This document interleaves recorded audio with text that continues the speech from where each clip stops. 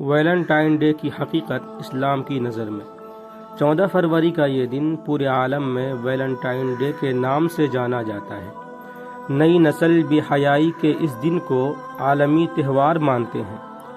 یوں تو آج کے دور میں جہاں حیا اور پردے کو جاہلیت اور کند ذہنیت کہا جاتا ہے، یہاں ہر دن ہی ویلنٹائن ڈے ہو گیا ہے۔ روز یہاں بنت حوا اپنی عزت داغدار کر رہی ہے، روز یہاں ابن آدم اپنی ہوس پوری کرنے کے لیے ناجائز حربے استعمال کرتا پھرتا ہے۔ لیکن ویلنٹائن ڈے کو مخصوص طور پر بے حیائی کا دن کہا جائے تو غلط نہ ہوگا۔ مغربی ممالک، بھارت اور اب تو مسلم ممالک بھی اس دن کو زور و شور سے مناتے ہیں۔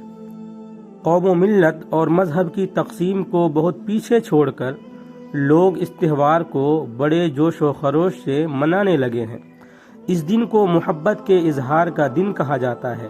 تحائف بانٹے جاتے ہیں، خواتین و حضرات خصوصی ملاقات کے لیے جاتے ہیں۔ رومی تہذیب کے عشق کے نشان سرخ پھول ایک دوسرے کو پیش کرتے ہیں۔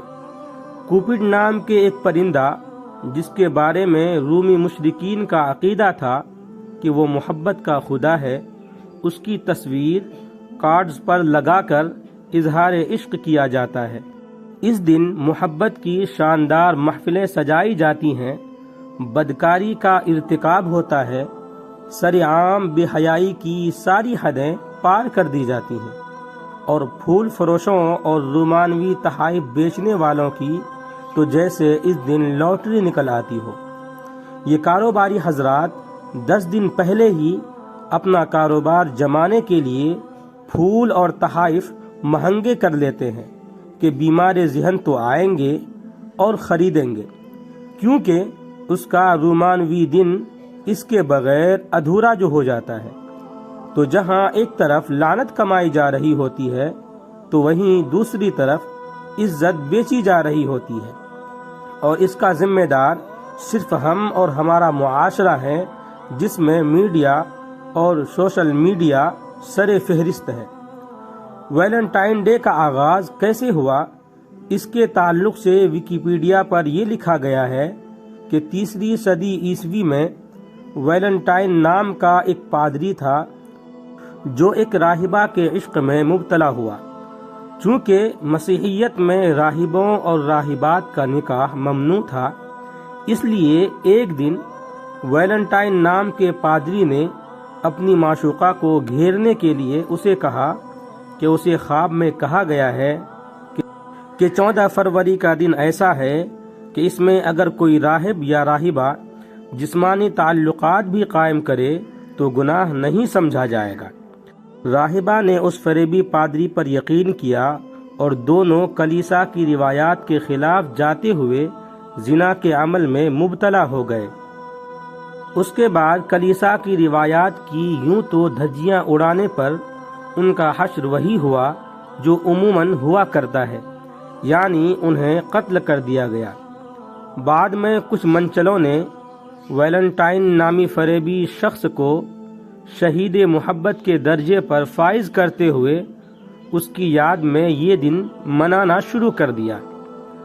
ہمارے تہوار ہمارا کل اثاثہ ہے، کسی دوسرے تہوار کی کوئی گنجائش نہیں، اور عام طور پر مشرکین اور کافرین کے تہواروں کو اپنانا ہمارے مسلمان ہونے پر سوالیہ نشان ہے۔ ہمیں ایسے تمام تہواروں سے پرہیز کرنا چاہیے جس کا تعلق کسی مشرکانہ یا کافرانہ رسم سے ہو۔ ہر قوم کا ایک الگ خوشی کا تہوار ہوتا ہے، اور اسلام میں واضح طور پر خوشی پر مبنی تہوار عیدین ہیں۔ ہادی عالم صلی اللہ علیہ وسلم نے عید الفطر کی طرف اشارہ کرتے ہوئے فرمایا، اے ابو بکر، ہر قوم کی اپنی ایک عید ہوتی ہے اور یہ ہماری عید ہے۔ ویلنٹائن ڈے منانے کا مطلب مشرک رومی اور عیسائیوں کی مشابہت اختیار کرنا ہے، اور کسی قوم کی مشابہت اختیار کرنا اسی قوم میں سے ہونے کے مترادف اور برابر ہے۔ رسول اکرم صلی اللہ علیہ وسلم نے ارشاد فرمایا، جو کسی قوم کی مشابہت اختیار کرتا ہے وہ انہی میں سے ہے۔